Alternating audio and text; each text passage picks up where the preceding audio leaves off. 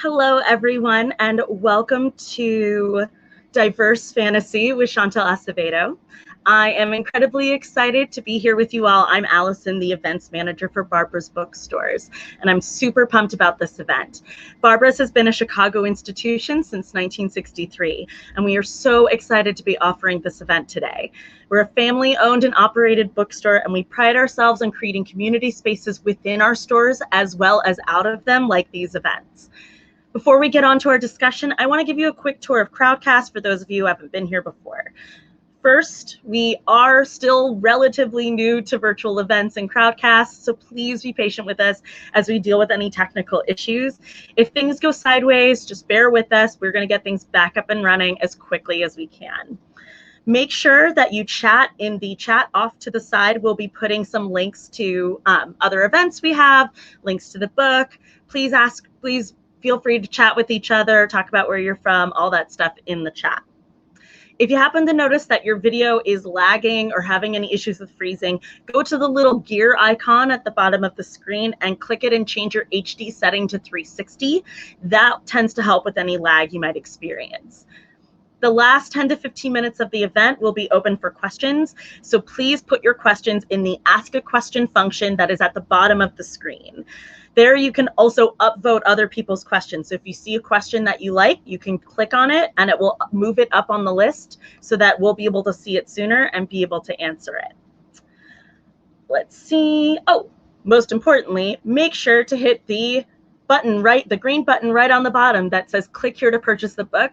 For anyone who attends the event today, you get a 10% off on the book, which is awesome. We also have book plates available, so if you want a signed copy of Muse Squad, you can get that by clicking on that link.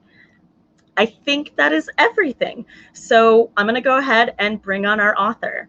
Today's author is the author of, I've said author a million times, of Love and Ghost Letters, which is winner of the Latino International Book Award, A Falling Star, winner of the Doris Bakken Award, Distant Marvels, which was a finalist for the 2016 Andrew Carnegie Medal for Excellence in Fiction, and recently The Living Infinite, hailed by Booklist as a vivid and enthralling tale of love and redemption.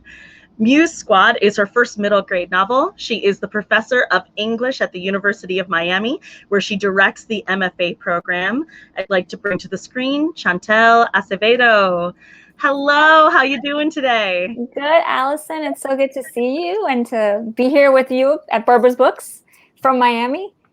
Yes, and thank you so much for joining us. We so appreciate it, and I am so excited to talk about this book. I loved it, and I cannot wait to ask everything. So let's begin with a little bit about your writing journey. Tell us a bit on how you became a writer. Yeah, well, I'm actually speaking to all of you from my office at the University of Miami. And I am a professor here, but I got my undergraduate degree here and my MFA here. So I would say that my writing story began sort of properly right here. And in fact, my advisor's office was the one next door. So it's like this very weird, coming back home, kind of thing. But yeah, my writing story began here. And my thesis was that the novel you mentioned, Love and Ghost Letters. So it was my very first book and that very kind of first attempt at writing these stories that I had grown up with, right? Which were stories about, Cubans and Cuban Americans, right? This is my heritage. And hearing my grandmother's stories about, growing up in Cuba, she was born in the late 1920s. So hearing these stories were sort of filtered through my imagination and became the work of my first, couple of books. So that would be where it began. But now I've taken a little bit of a turn into Kidlit, which has been so fun. And Muse Squad is the first step in that journey. So it's a completely different thing. Yeah. Yes. So tell us a little bit about Muse Squad. What gave you the idea? So I have two girls. They're 8 and 14. And now 2 or 3 years ago, because you write a book way before obviously everyone else gets the chance to see it, and it's been a couple of years now. But I'd been sort of thinking about what is a story that I could write that they would love, right, that they would enjoy. And so once you start thinking in those terms, your imagination sort of opens up to those possibilities. And the idea actually came at the Victoria and Albert Museum in London, which is one of the sort of locations in the novel. And I was waiting for, one of my kids to, they were using the restroom. And I was waiting for them. And there was a bust of a muse flanking. There's two muses. And they were flanking this beautiful staircase just right next to the bathroom, right? But this very, very beautiful spot in the museum. And I was looking at the muse and I took a picture of her and I thought she was so pretty. And if actually, if you go to my Instagram, that's Chantel Acevedo, you'll find me. My avatar, my picture is me and that muse. Because I went back I went back to visit her. But I was looking at it and I thought, wouldn't it have been cool if the muses had been kids? Right. And it was one of those things where you go, And then you get your phone and you open up to notes, and you just write it down. I actually still have it, like what if they'd been children? And when we got back from that trip, I started writing it, not really knowing that it was going to be a book, just an idea that I was chasing. And I didn't even tell my agent about it until after I'd finished the whole thing. So I was like, "Dear Stephanie, I wrote a book and it's not the one you think I've been working on." She thought I'd been working on an adult book, But yeah, it's a pretty big pivot especially from a lot of the other work that you've done. Like a lot of your work is a lot more literary, and then to kind of go into not only into like a kid's book, but into a like very fantastical kid's book. Yes. So it's like a real big pivot. Yeah. What was that like? It was, at first, because I didn't put any pressure on myself to make it sort of a book, that would go out on submission. It was just something I was having a good time writing. So at first it felt like no pressure, and it was like playing in a sandbox of things that I had always loved, right? Because aside from having kids at this age, I'd always loved reading kidlit. Like I've read it, forever. I've never been one of those sort of literary writers who turn their nose up at, genre or something that's for another age group or whatever. I've always enjoyed it. And so it was fun because I got to play in this world that I had long admired. I'd always just really admired the kidlit world, and it was so fun to be a part of it. For sure. Yeah, I will say the kidlit world is very, it's very active. People are very supportive and they're very there for each other. And so it's definitely like a fun world to get to be in. So this book, it felt a lot like a very, like a lived in experience. Like the characters were so authentic and they felt so true. So how did you go about kind of creating all of these characters? Because there's a lot of characters in the book. Yeah. Thank you for that. I'm glad it came across that way. I feel like I have very vivid memories of middle school. They're just burned. That makes it sound bad. But middle school is rough. It can be rough, right? Because it's a time of tremendous change in a person's life. And so I just remember them really well. It's that time where you make your best friends, where you maybe lose the friends who you thought were closest to you, right? Like all of that sort of really volatile emotional stuff is happening. And so I was just able to, I think, draw a lot from those memories. It just felt real to me, and in many ways, Callie, who's the protagonist, feels more real than, even though she's in a fantastical world and she has magical powers and, and all of this kind of adventure stuff is happening to her. She in many ways feels more real to me than a lot of the other characters I've written, who I've invented whole cloth and who have been sort of borrowed from family story and all of that. And those feel more like a quilt, but Callie feels, mine in that way. So, yeah. Oh, she's so sweet. I really just enjoyed her as a character. I felt like I was like the whole time whenever she would talk about kind of her experience with her friends, I would just be like, oh, relatable. Yes. And none of that really changes. Yeah. It just changes. The way we react changes, but inside we're all still, 11 and hurt, and all of that. There's this beautiful short story by Cassandra Cisneros, who I adore, and it's called 11. And I remember thinking of this short story a lot while writing this. And in that story, Sandra Cisneros, it's a little girl who's 11 and it's her birthday. She goes to school. The teacher says this ugly sweater was in the lost and found and it's yours, and it's not. But like for her, it's the most mortifying thing. And the teacher makes her put it on. You know what I mean? Like just horrible. And there's this, and it's her birthday, like it's bad. And so then there's a point where she says, I'm 11, but I'm also inside 10, and I'm still 9, and I'm still 7, and I'm still 3, and I'm still 2, right? And like, so imagining a person as like an onion, just growing skins, but deep down, you get far enough, you're still all of that. You're still that person.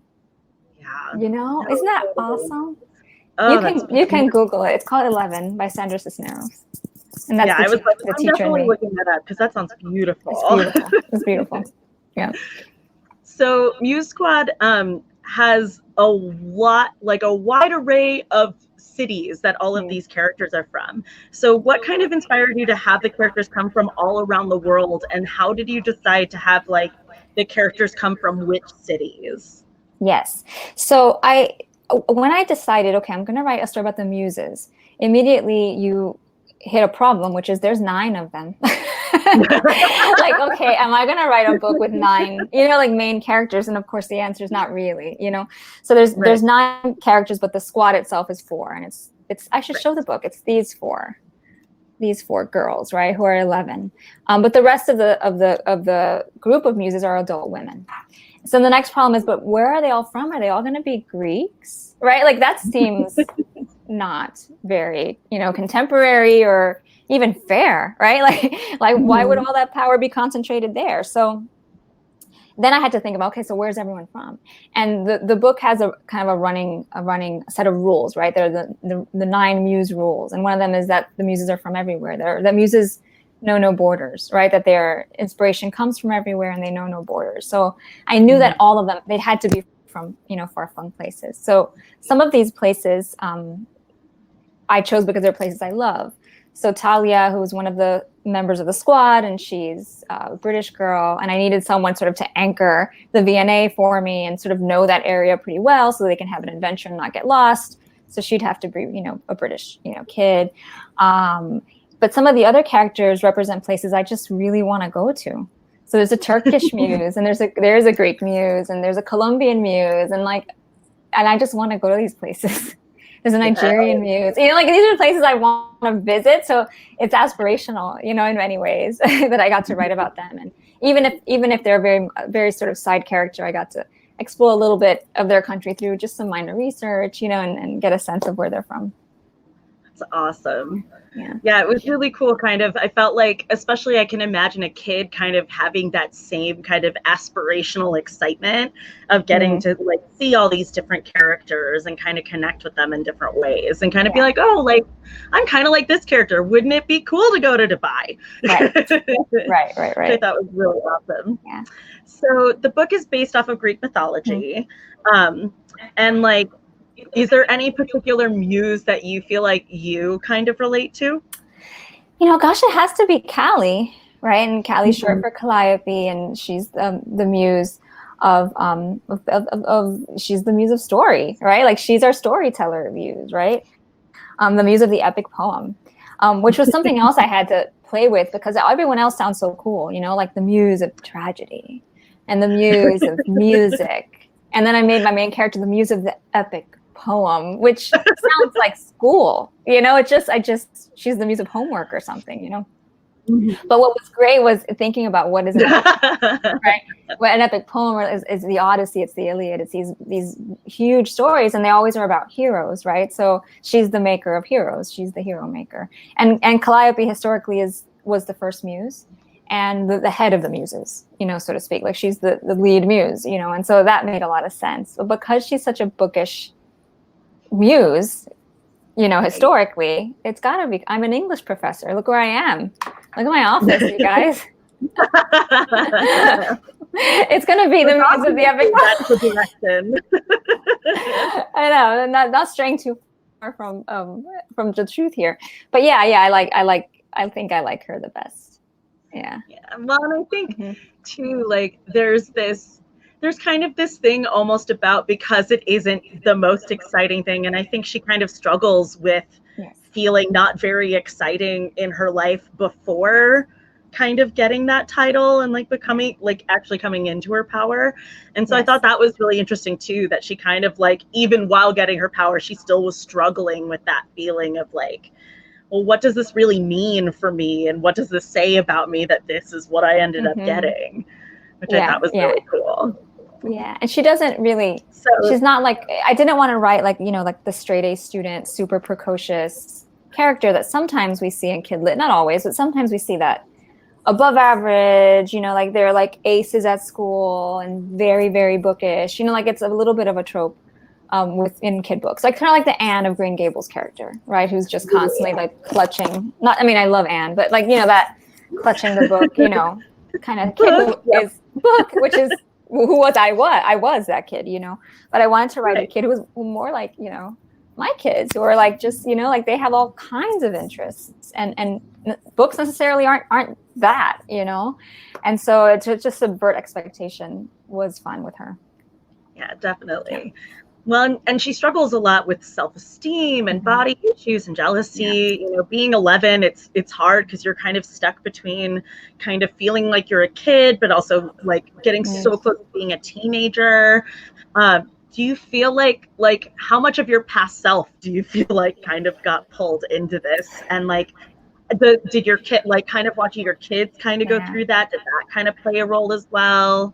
Yeah, I think a lot. Like I said, I remember middle school so well. And right around that, like 6th, 7th grade, I remember me and my sort of lifelong, since kindergarten best friend, having a kind of like schism. And it wasn't anything, like a fight or any particular thing. But she was a little bit like Callie's best friend, Raquel, had become almost overnight, like hormones, and had become overnight gorgeous, popular. You know what I mean? Like boys, were on her, like in her horizon. I was still like Barbies, can we play with the Barbies now?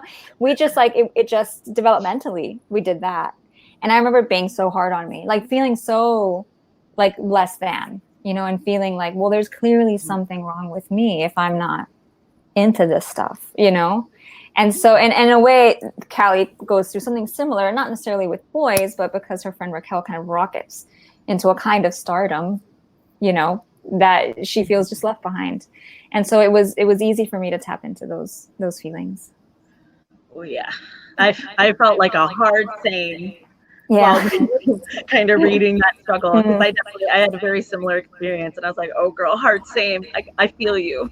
It's hard when your bestie's cool and you're not. That is a very hard thing. Like that struggle is so real. And I think it's interesting because I think it's something that doesn't get talked about a lot. I think a lot of middle grade books, there's kind of this vibe of like, once you become special in some way, you kind of end up becoming cool. In a way, there's kind of like a parallel between those things. And so I thought it was so interesting that it was like, yeah, she came into this power and she has this power, but like that doesn't automatically change everything else about her life. Right. Yeah. Fundamentally, in that, at least in that sense. Exactly. Yeah. And like that struggle is still real and it's still there. So can you tell me a little bit about the magic of the world? And like how much of it directly comes from the mythology versus how much of it you kind of created? Yeah. So that was another sort of struggle, right? When you decide to write about muses, because what they do is so, it seems so inactive, like you can write about any of the other sort of gods or demigods and they're very active. They're centers of their own story. The muses are adjacent to the hero, right? Like they are the ones who inspire the hero, to do the things that make them heroic, So that was a problem. So in the myths, there isn't a lot about them, right? So we know that their mother was Mnemosyne, who is the goddess of memory, right? And so from memory comes the arts, which I love, right? Because especially so much of what I write is fueled by memory, either my memories or the memories of others, as a writer of historical fiction on the adult side. So I love that about them. There aren't very many stories of them, however, actually battling. There is one, though, where they get into a singing competition with the sirens. The sirens dare to challenge the muses to a singing competition. Like, how dare they? These are the goddesses of the arts. Like, what are you thinking? You know what I mean? Like, it's madness. But they do it. And of course the muses win and they pluck the sirens. They pluck them bald. So it's like this moment where these like, you almost think of these angelic choir, and then they're like, and now, as punishment, we're going to strip you of all your feathers, right? It's wild. So I liked reading it because, one, when I discovered that myth, it gave me sort of the villains of the story, right? It gave me the sirens as a possibility. And two, it made them like, well, yeah, they're capable of action. They just choose not to act most of the time, right? Like their action is outward, and it's inspirational, and it's for others, right? They conserve their energy. So it gave me a way, into them. And so once I knew, well, this is what the myths say about them, I had kind of free reign to just invent. So what does it mean if they're modern, and do they have headquarters? Because they're like a team, right. There's 9, right? They're like the Avengers. They have to assemble. And like, what does it mean when they assemble, and where does that happen, and what are their rules, for how do they continue through the ages as a group? So definitely. So the setting of the book takes place mostly in Miami. And like, you can really feel the setting kind of like come off the page. Like, it feels so real. How important was it to set the book in Miami, and like, where did kind of that idea specific, because I know obviously you're from there, so I can understand feeling like inspired by it, but I was curious about like having this story set in Miami. Was there a reason why you really wanted it to be there? Well, I think mainly, right, it's where I'm from. It's where my kids, they're growing up here, and you don't really see Miami in books very often. Yeah, you just don't, like, and when you do, especially in the adult world, it's often a kind of like a crime novel or something, right? Like, it has a kind of like flavor, to it, or a sense of people have a sense of this place, and they think only of the beach, or South Beach or whatever. And I didn't set the book in any of those places. I set it, like near Little Havana, like in a very kind of this is just a city, and there's regular people who live here. And I wanted it to feel like a real place, and all of its sort of patterns and permutations. Like, it just is a real place. And I wanted my kids especially to be able to read a book set in this place that is home to them, that is really unique to the country, right? There's no place, like Miami. So there's all this possibility about writing, this place. And I got to have a lot of fun with it too. So, I mean, just the fun factor. I got to write about the aquarium that's here. So that aquarium is real. I just gave it a different name so I don't get sued. And the Christmas carnival is real. Also gave it a different name. Yes. That place is wild, So anyone who's from Miami is gonna know, like, oh, I know, I've been there. Yeah. And everyone who isn't is okay, because it gives them just a greater sense of just the place, that it's big, and it's alive. Yeah. Well, and again, it kind of also adds a bit of a what's what I'm looking for. It makes people excited about it. Like, I imagine there are people who read this and be like, I want to go to Miami. This sounds great. I hope so. And it's not the beaches, and it's not like, the Art Deco scene. It's none of those things, right? It's just like a vibrant, city. Yeah, there's more to it than that. Mm-hmm. So the book is titled after Curse, that is based off of the Greek myth of Cassandra, who's doomed to speak truth that no one will believe. And it's interesting because I think right now, especially in the climate that we are in, there's kind of this ever encroaching feeling of like, what is truth and what are lies, and the fact that there are people who feel like they kind of feel like they're screaming into a void. And I think kids also struggle with that too, because I think inevitably, kids feel like they're talked down to. They don't feel like anyone really listens to them. Mm-hmm. So like, it's kind of a feeling that reverberates for adults as well. And I just was curious about kind of like where that came from. Like, was it that, did you like see the Cassandra myth and think like, ooh, yeah, there it is? Or like, was it more, were you trying to find a way to kind of talk about that issue? I think partly you kind of answered the question, Allison. Like no, it means that we're like this. That's what that means.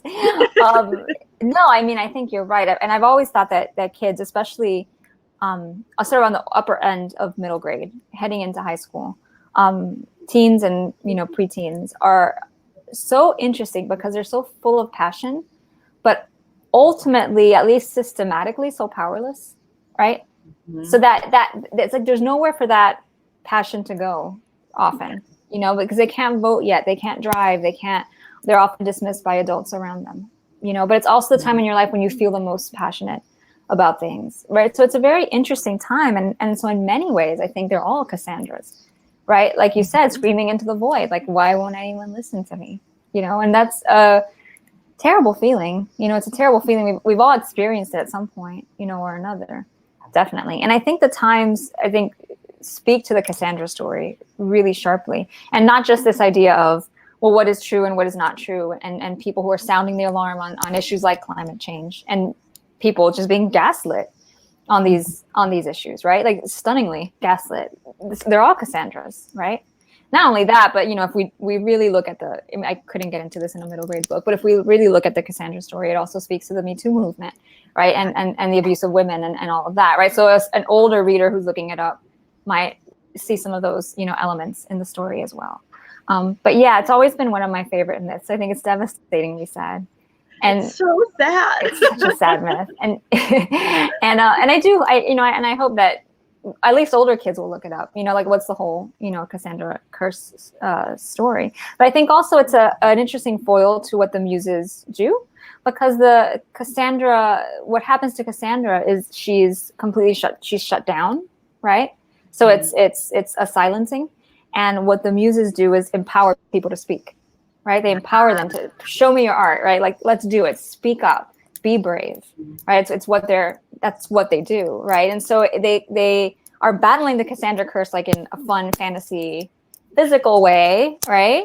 But also, I think metaphorically, the Muses run against that. Yeah. Yeah. Oh, that's so cool. I hadn't really thought about it that way, but like I totally see that. That's such a beautiful dichotomy. It's really lovely. So this is your first middle grade book. Can you talk a little bit about the process of writing it and how that was different from your other books? Yes. So after my first two books, I wrote them without a plan. So I don't know if you've heard, like if I'm sure people have heard, but of sort of the plant, what is it? Pantsers? Pantser versus plotter? Plotter, that's it. Pantsers versus plotters. The pantsers being people who go by the seat of their pants, right? And I was like, yeah, team pantser all the way. Like, so, you know, this is me graduating from an MFA program, being all like artsy fartsy and being like, yeah, you can't force it, you know? And, you know, I can only see as far as the headlights shine, you know, like whatever adage is. But I wrote myself into so many corners, you know, with those first two books. I love those books, but sometimes revisiting them is like, painful, because I can see where I was like grinding out of that space I'd written myself into because I didn't plan the damn thing. You know what I mean? I just didn't. And so when I came to my third adult book, which was The Distant Marvels, I planned it. I knew what the last scene was, right? I wrote the last scene. I wrote the opening scene and the last scene of the book, right? And it felt like being able to like reach for like a ring. You know what I mean? Like it was like, it always felt like I was heading towards something good and sort of barreling with some kind of energy towards that. And so all my books since then, I've been able to sort of plot right at the end, plot right to the end, you know, and Muse Squad was not an exception. Like that was super fun. So in that way, it was not different, you know, from writing my adult books. It was very much the same. What was different, and this is where having a great editor is invaluable, was my approach to the character's thinking process. Often, when I got my notes back, my editor is Kristen Renz at Balls and Bray, and she's brilliant. And often when I got my notes back, on the margins would say, "Can we get some more of Callie's thinking here? What are Callie's thoughts? What does Callie think?" And I realized, like over and over again, like I was such a bad student. And I realized that what I was doing was what you expect in an adult book, which is show, don't tell. Like you don't tell, right? Because the character, through some kind of gesture or symbolism or whatever, the reader understands what that character is feeling. Because as adults, we're intuiting and we're interpreting, right? But when your reader is 8, right? Some of that subtlety is just too subtle. Like it's going to go over their heads. You kind of have to smack them in the face a little bit with like those feelings, because they're not only are they not going to catch all those symbols or that, you know, they're not going to catch that stuff up here, but also they themselves are dealing with these feelings right in the face. So give them their experience, right? This is their experience, right? So that was invaluable, just slowing down her thought process. So whenever Allison, you said, I love when Callie stops and thinks and blah, blah, blah. That's like all praise to Kristen, my editor, because she made me like, stop. What does Callie think here? You know? And so that was the biggest change. And it was like, you don't think about it. You think, well, I write one thing, I can write, you know, this other thing. But there's craft, there are techniques, right? And there's things that truth to that particular approach to audience, right? Which is something you have to learn. So it was like learning all over again. No, for sure. Yeah. Let me see. Pardon me while I look at my notes. Because now I realize I ended up jumping around because our conversation kind of had a really nice flow to it. And now I've reached the point where I'm like, oh no, where am I in my questions? Oh, so a question about, so your kids, they specifically in your foreword, you said that your kids asked you to write a book about them. Have they read it yet? What do they think? My oldest read it, and she read it in an early draft. Well, not an early draft, but it had already sold at that point. But she read, you know, one of the drafts and printed it out for her. And it was really lovely and satisfying because she read it and came back and said, well, Mom, this was like my life, which was so sweet because it's nothing like her life really. But I think what she was reacting to was sort of the spirit of it. You know what I mean? The spirit of it. Yeah. And I think definitely reacting to place and setting, you know, and the voices around her. And this is what her school would look like, you know. There's a cafetorium, which all the schools in Miami-Dade County have, a cafeteria and an auditorium. Cafetorium, you know, like little things like that I think for her were like, right, this is what my school is like, you know, this is what my friends are like, you know, that kind of thing. So that was really lovely. But then my youngest is she's too young to read. She's 8, but she's I know that's the age range, but for her this book is a little she's not ready for it. She's also like kind of chicken. So like we started reading the opening chapter together, which is like lightly scary. Even I wouldn't even say that it's it's lightly scary. And she was like, stop reading it. So I was like, okay, we'll stop. You're not ready. It made her anxious. So, but yeah, but she knows about it. Like she knows about it. And it's been really fun too, because she's had a lot of questions about Greek myths, and we've sort of started delving into what some of those are, and she's getting a kick out of that. Yes. Oh, I love that. So this book is part of a duology. Yes. And so like, how far are you into the process of the second book? How is all that coming along? Oh, it's just about done and dusted. I just got my last letter from editor Kristen, which was like, we're pretty much good to go. I just have like two little questions. And so it's in that nice, sweet, like, you know, phase. So I'll be turning that in. Yeah. I've seen the new cover. Cool. The Muses get to change headquarters, which is a lot of fun. Yeah. That's super exciting. Taking them to New York. Oh, so the next one's in New York. Yes. Very excited about that. Yeah. That was some. Oh, no, go ahead. No, you go. No, I was going to say that was another one of Kristen's questions. And it was just like a question she had, which I thought offered up so many possibilities early on, you know, because the headquarters in this book is the V&A, naturally. And so they transport to, they go through portals and transport to London. And she had asked, oh, is it always the V&A? And I thought, well, it doesn't have to be. It could be anywhere, you know, it could be any museum. And so, yeah, so it was fun. See what you did there. I know. But you see what language did there too, you know, it's so cool. All museums. But yeah, so that's been really fun. Yes. Oh, that's amazing. So I wanted to ask a little bit about, so this book is an own voices book. And like, I feel like that is something that has become so important to so many people, especially to so many kids. And so like, what do you think about, that? Like, what is so important about own voices to you? Well, you know, we see it, and we see it always, right? We talk about people talking about representation matters, right? You hear it so much that I think it starts to lose its meaning after a while, but it really is such a powerful concept, right? It does matter. You know, like I think to be able to see yourself reflected in not just the art that you consume and the books you read, but in the toys you play with, in the cartoons you watch, and all of those things. And I think we're severely lacking in many, many of those areas, just many of them, you know. And even my littlest one, you know, will gravitate towards blonde-haired, blue-eyed dolls, you know. Yeah. And it's like, where's she getting that from? Because certainly not at our house, right? Like, we're trying to sort of, you know, thrust her into the culture, right? And she's surrounded by her culture and her, you know, her language and all of this. And it's just this dominant image that she keeps seeing that's in her face, right? It's in all the YouTube channels, and it's the toys, and it's the cartoons, right? And so something like Muse Squad and all the other great own voices books that have come out are fantastic because there's so many of them, but it really needs to be a tide. You know what I mean? It needs to be a tsunami of them, right? To counter the damage that has been done, you know, the damage that has been done.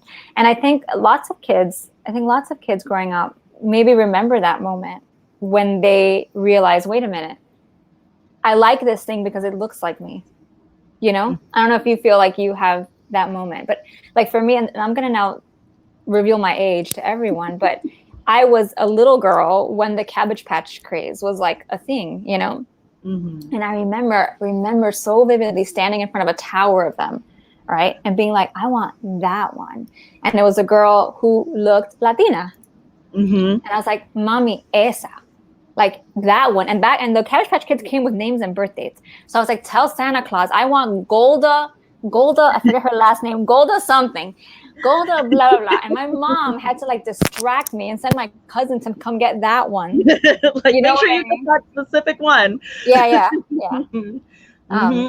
To help Santa, so that Santa would pick the right one, you know? So, but I remember that moment is so crystal clear in my head. Like it was like a connection with this doll, but it seems so frivolous to an adult, but it was such an important moment, like in understanding my identity, you know? And so I think as an author, that's the least I can do is offer up, you know, those mirrors, as many as I can, you know, to kids. And give my kids books that are not, that is their experience, but also not their experience, you know? So that they also understand empathy is everyone's deserving of empathy, you know, which is huge. Yeah. No, for sure. Yeah, I definitely had similar vibes with a Teresa Barbie doll, because Teresa was the one that like had slightly browner skin and she had dark brown hair. Mm-hmm. And I was like, yeah, see, there's something out there that does look like me. It exists. It's there.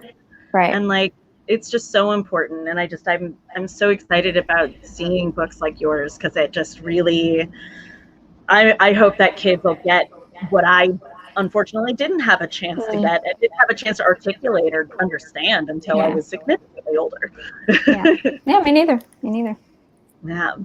Alrighty, well, I think it is time to ask some questions. So please feel free, if you have any questions that you want to pop into the Ask a Question, you can put it there. So our first question is, which you kind of already talked about, but I'm going to expand on this a little bit, which is, do you have a favorite muse from Greek mythology?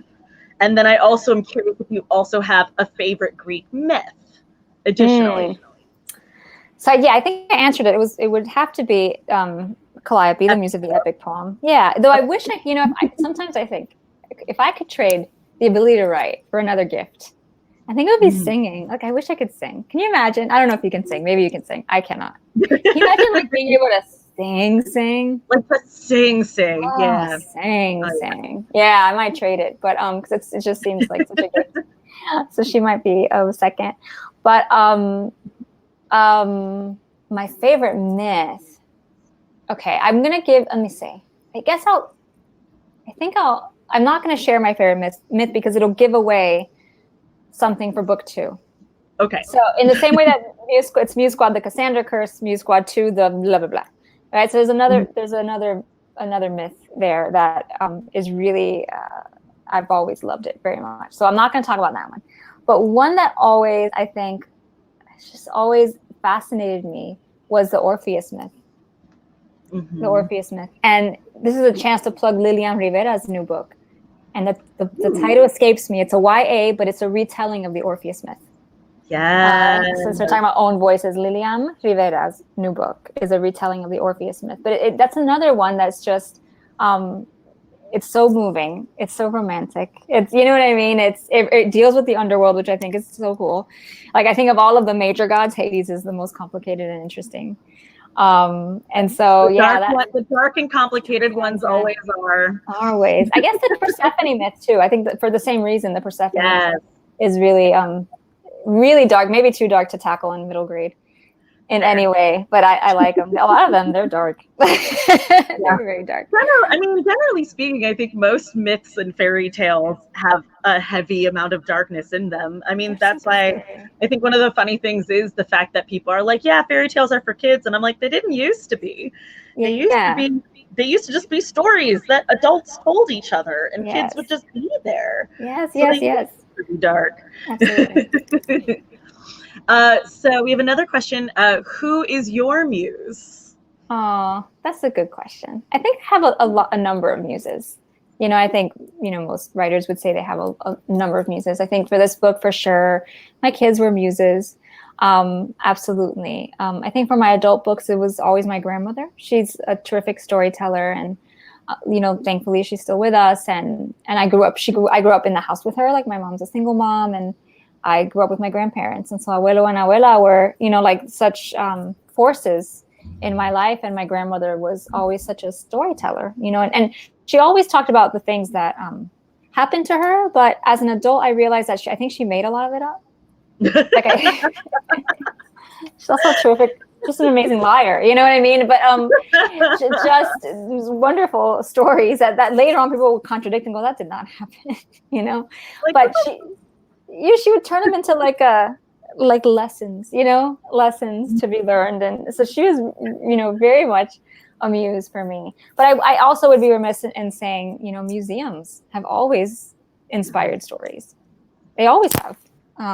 History has always inspired stories. And I think in this, this pandemic, now that we're sort of trying to be safe and locked down, not being able to go to museums is killing me. Like, it's just, they're like my place, they're my place. And I always get a good idea when I'm in a museum, and maybe because the muses are present, who knows, Yes. Yeah. Yeah, that struggle, not being able to go to museums and not being able to like actively browse bookstores the same way. Like bookstores and libraries, like not being able to just walk around, because I don't want to be in there too long, and I don't want to interact with too many people. So it's like every time I go into the bookstore, it's always like I run in, I pick up the books that I need, and I kind of run out. And I'm like, I just want to browse. Yeah. Well, you're in Chicago. You've got the best museum. Chicago has some of the best museums. Oh my God. I had a real moment. I'm not gonna lie. I had a real moment at the Museum of Science and Industry, and it didn't happen, and it wasn't what was in the museum. I was writing The Living Infinite, which is about the Spanish princess Eulalia, a historical princess, who came to the World's Fair, the Chicago exhibition, right? And so I was doing some research, and I went out the back steps, right? And if you go out the back steps, it's on that body of water, and they've got the Greek caryatids, right? Those huge statues are holding up the ceiling. Those are left over from the World's Fair. And then if you look out to that little island, you can see the remains of the Japanese pavilion, right? The only thing that's left is this little footbridge. Just that little bridge. A little tiny bridge, which I'd read about in all my research. And I stood there like a fool, like weeping, because these things I'd been writing about were real. And I'm like, they're like, booing, and looking at the footbridge. And then I look over on the right, and some dude is just like fishing. Like, he's fishing. He looks at me like, okay, lady, what's going on? Oh my gosh, that's amazing. Yeah. I'm not gonna try and pretend like I haven't had very similar feels when I go over there, because it's really peaceful and quiet out there, versus kind of the bustle of the city. And you could just go there and sit, and it's so nice and calm, and you just kind of start feeling like history is here. There's so much history. Yeah. It's beautiful. So we have another question. Was it difficult finding the market for your works, and how did you do it? A market. So I guess maybe is the question then getting it published, like getting it out there? Yeah, I think kind of getting it published. And I think maybe Yeah, I would guess like getting published as well as, and feel free, WA Simpson, if you want to chime in the chat.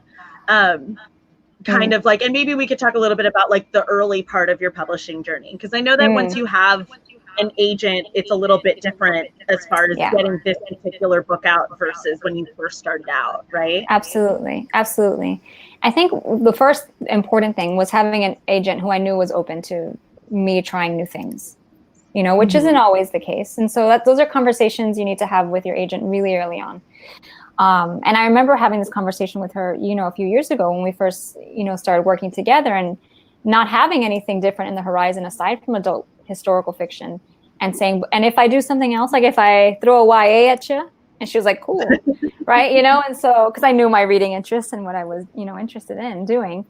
So that's the first step. I think the second step was, you know, I have and continue to have a really lovely relationship with one of my adult publishers, which is Europa Editions, and they published the last 2 books, and they are a wonderful independent press.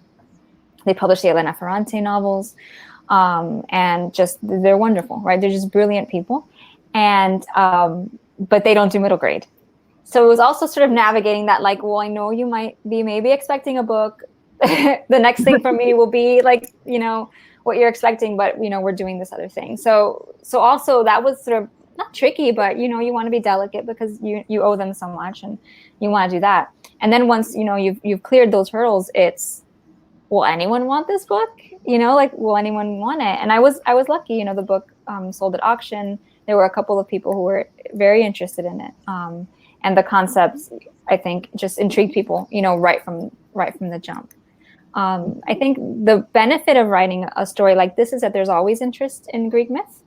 And, you know, we see that with the Rick Riordan books and the Rick Riordan Presents books, right, which are not Greek myth, but just other kinds of myths from around the world. And I think kids at that age are just really hungry for it, you know. So that has been fun, sort of writing in a space that you kind of have a built-in fan base, right? Because kids are they just love it, you know, they just love that stuff. So yeah. Yeah. WA had responded and said, it seems that MG is very hard place to place from what I've seen, as I have an MG novella and I haven't been able to find a market. So what have you kind of seen as far as the middle grade market, like kind of jumping into it? Yeah. Kind of interesting about navigating it? You know, I think I was lucky that there was interest in the book, you know, from the beginning. And again, I'm sort of wearing a brand new hat here with Kidlit, you know, and what that is like. I think it seems to me that there are more opportunities, at least via social media, for Kidlit authors to connect, right? So like something that you see in Kidlit very commonly are like debut groups. And so authors who are publishing in that year come together on all the social medias, and they give themselves a cute name, and they're a debut group, and they help get the word out for each other. I'm part of, it's not a debut group, but I'm part of Las Musas, which is a collective of Latinx writers who identify as women. And so that's been a fantastic group, and everyone should check out all of the Las Musas books. And there's a little bookshop on their website and everything. And that's been a really nice and supportive group. Adult fiction writers haven't done debut groups. Like that kind of stuff doesn't exist. Like those kind of like nets don't quite exist. What you see are people have their own personal net, you know, whether it's from an MFA program or it's from, you know, their community or you know, or whatever. So that has been different and very helpful in marketing the book and very new for me as well. But yeah, I think novellas are hard in general too. Like a lot of, you know, my graduate students in the MFA program will write novellas and they struggle placing them because I guess the length is, editors don't know what to do. Right, they don't know where to place it. Yeah, they don't know what to do with them. Yeah. Awesome. Well, thank you so much. This has been so lovely getting a chance to chat with you about this book and talking about diversity and the importance of telling these kind of stories for this age group. I just want to say thank you so much for being here. Thank you, lovely. Allison. Oh, Allison, it's been such a good conversation. You write such good questions. Oh, thank you. Your questions are terrific. Yes. I work very hard on them, not gonna lie. A+. Coming from you, the professor. You get a star. I feel honored. I feel so honored. Good. Well, Thank of you. course, please make sure to click on that green button below so that you can purchase your copy. Yes, of Muse Squad, the Cassandra Curse. It is such a wonderful book. I cannot rave about it enough. We are offering a 10% discount if you click on that link below. And we also have book plates, so you can get a signed copy of the book. So I highly recommend use that link so that you can get that signed copy. We hope to see you again for one of our other amazing virtual events. This month, we are celebrating everyone going back to school in whatever way that they can with our Get Schooled series. This was the first. Our second one is in 2 days on August 19th, where we're hosting a panel on talking about mental health in YA. Make sure to also check out our events page where we have things like our buzzwords trivia that we do every 2 weeks, which is a pub trivia done online, as well as our new inclusive book club called Culture Exposure, where we discuss books that are written by people representing marginalized communities. The first one is happening on August 26th at 7 p.m. and it includes the short story collection Octavia's Brood, Short Stories for Social Justice. It is an incredible book. These stories are so powerful. So please, please, please join us for that. Check out our events page. We got so much going on. And I just want to say thanks again, Chantal, for being here. My pleasure. Thank you, Allison. And thanks everyone for watching. Thanks, everyone. Have a great night. You too.